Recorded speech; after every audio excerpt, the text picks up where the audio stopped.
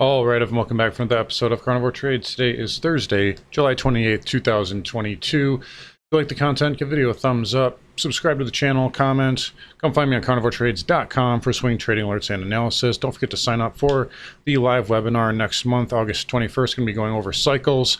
Huge stuff that I've never really talked about before in that, or at least gotten into specifics. Going to be revealing all that, so sign up for that on the website. Anyways, here markets, another surge today. So we got the GDP number in the morning. We got a little bit of a dip here, a little bit of a market was a little overbought. We got a little bit of selling there, and then just kind of off to the races again. Again, this is the environment we're in. We're in melt-up mode. We're in the summer doldrums. We have a summer rally going on, and that's really the bottom line. So the market is, like the GDP number, based on what Powell said yesterday, he basically opened the door for some type of a slowdown in the QT, or possibly even a pivot. At least that's the way the market's taking it. And the market liked the weak GDP number. So that's really the bottom line here. Overall, market is rallying nicely, and S&P's up about 1.25 here. So nice little move there for the markets there. Triple Qs are up 1% as well. So again, continuing to rally, I wouldn't even rule out kind of a 3-bar surge here into that 100 moving average there. There will be quite a bit of resistance up there in that area, though. You got that breakdown bar, and this is where your failed bull flag was. So there will be some resistance up there.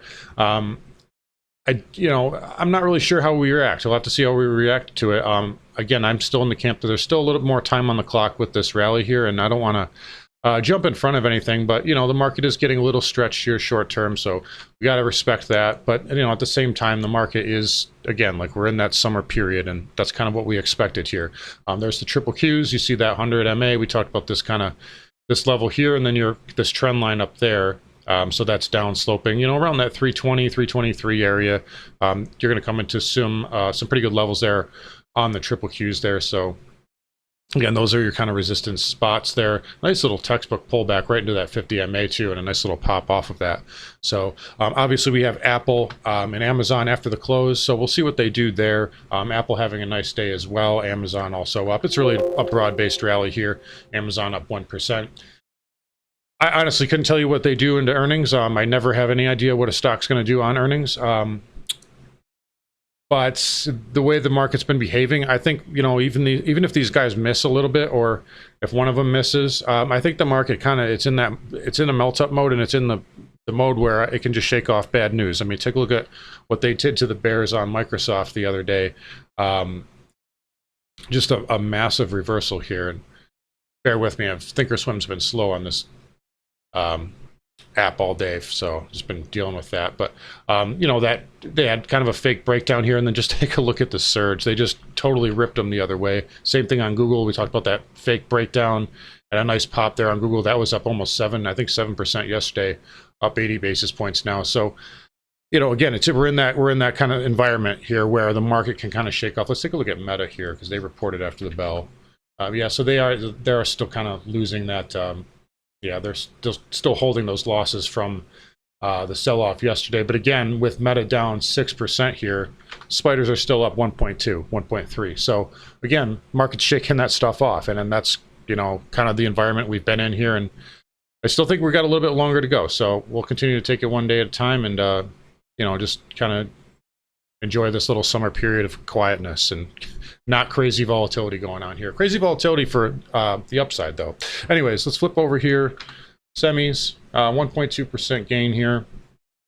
Again, into that 100 moving average. You did pull back a little bit, but again, you're coming into resistance. But again, with the light volume, and that's the other thing, the volume on today is putrid. So when there's light volume, you never want to short a dull market. A lot of the times these things can get into resistance and kind of float through it a little bit before the volume comes back. And so when you have that light volume, sometimes you can get into resistance and kind of get above it a little bit. But again, semis floating up here. So nice little move there. It's following through with yesterday's move. IGV a little bit softer, so hasn't made a higher high yet. This may have a little bit less upside. I don't know if it's going to get up to that 306. Might only have 300 or maybe a pierce of 300 in the cards. It's definitely been on the softer side here ever since that CRM news came out the other week. This was a fake breakdown as well, but still not making higher highs there. So Cloud under a little bit of pressure here. Biotech, XBI here. Still just kind of hanging in that little range. We'll see if it can try to break out. I don't think it's got a lot of upside, like I've told you, but it could try to make a push here, maybe one last little pop for XBI. And it's had a nice little run off the lows there. Dow Transport's big winner on the day.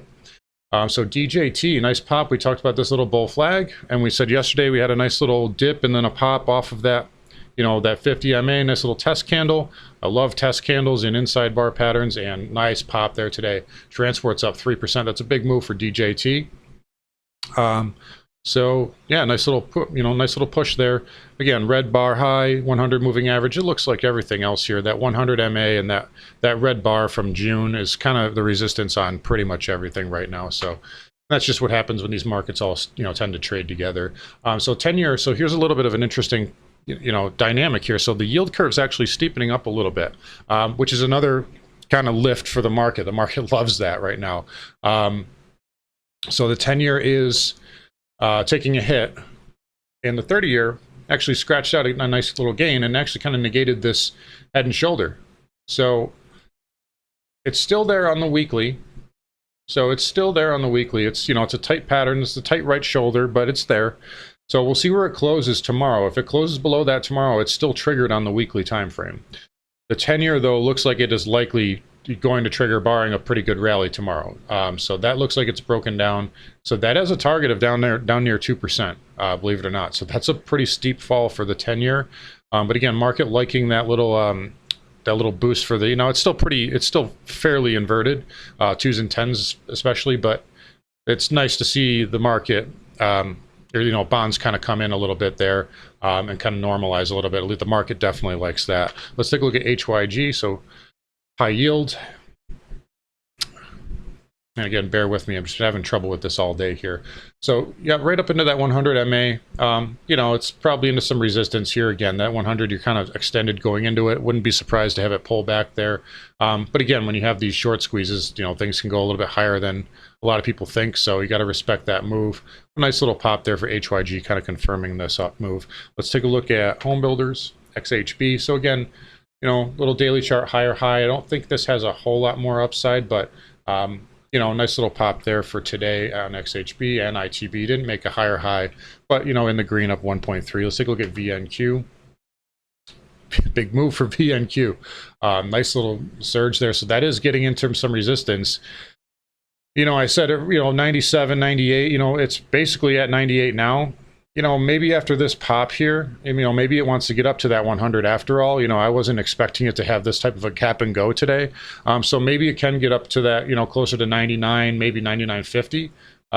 Wouldn't rule that out after today's move, but it was kind of a muted, you had a nice little ABC up pattern here, but it was kind of like, all right, up a little bit today, up, down, up a little bit, no real conviction in the move until today. So maybe it does have a little bit more upside in the cards here, but either way, in this range here is going to be pretty stiff resistance for VNQ, but nice little move there today for that real estate ETF, up 2.8%. XLF up 60 basis points, so finally making a higher high here. Maybe this can come up here and fill that gap.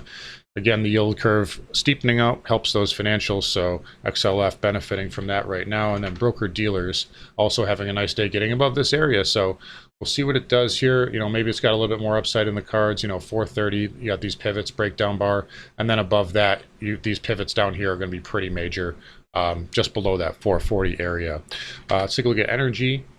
So crude, again, just kind of chopping inside of this red bar. So this does look like bearish chop to me. Kind of went up there, kissed that 20 MA, pulled back. No real pattern either way, or no real bias either way on this one at the moment, but it does have that kind of bearish inside bar. So, if it starts to push lower, it probably wants to go down to that 80 to 85 area like I've been talking about for a while. But, again, we'll just take it one day at a time here. It's still a chance it could make a higher high, but it struggled to get above that 20 moving average today. So that is a little sign of weakness there.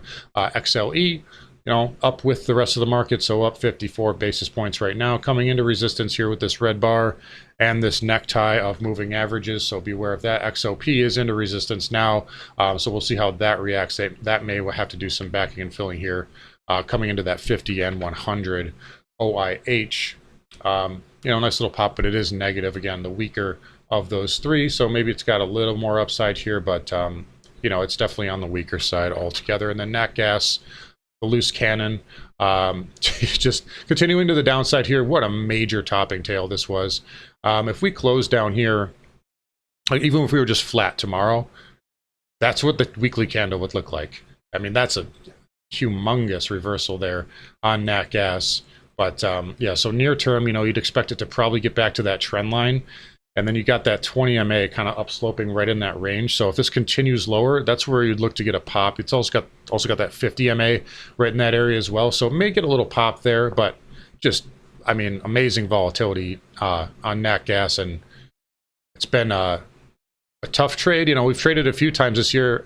Actually, perfect record trading nat gas this year, but it's a wild one for sure. You got to be careful because you can lose your shirt if you are not careful trading natty. Anyways, dollar index. So dollar pushing lower here.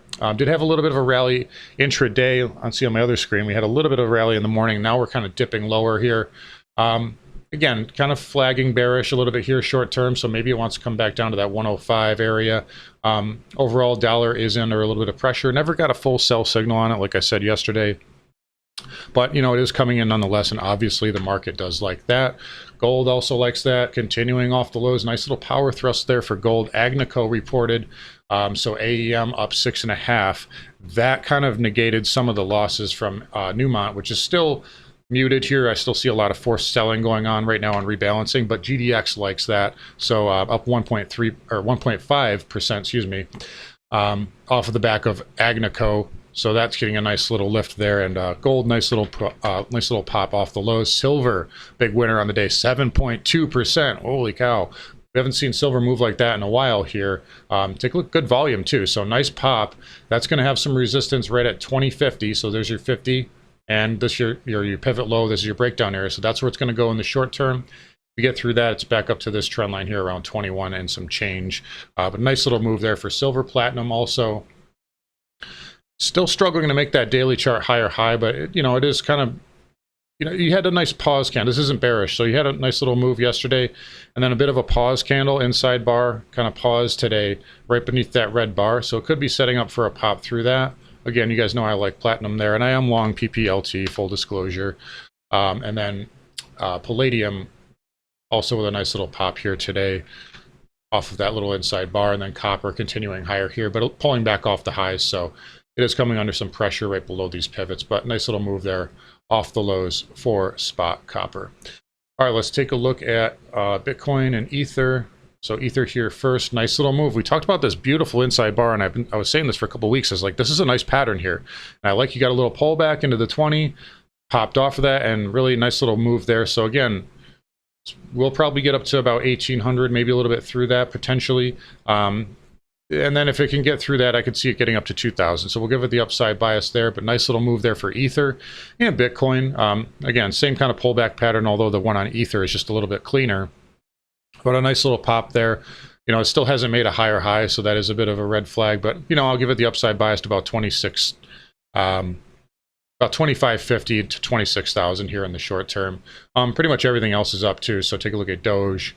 Nice little 4.5%, Litecoin up 7.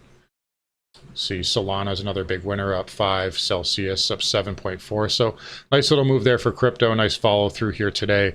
And again, it's a broad-based rally. Everything's squeezing right now. When's the last time we talked about silver? Even silver's squeezing. The worst performing commodity. We talked about VNQ. I mean, this thing doesn't move like that very often. Silver up 7%. So everything's getting a bid here. Nice little broad-based move, and again, we're in the summer doldrums, and that is what can happen when you get that light volume kind of action. Anyways, spiders here starting to drift up. Again, I wouldn't rule out kind of maybe a 3-bar surge into that 100 moving average. It would obviously coincide with that breakdown bar. It's definitely a possibility. But again, we'll just take it one day at a time here, and try to see what this market, see if this market can tell us a little bit more moving forward. Anyways, going to wrap it up here. Come find me on carnivoretrades.com. Sign up for the Cycles course, and I'll talk to you all tomorrow.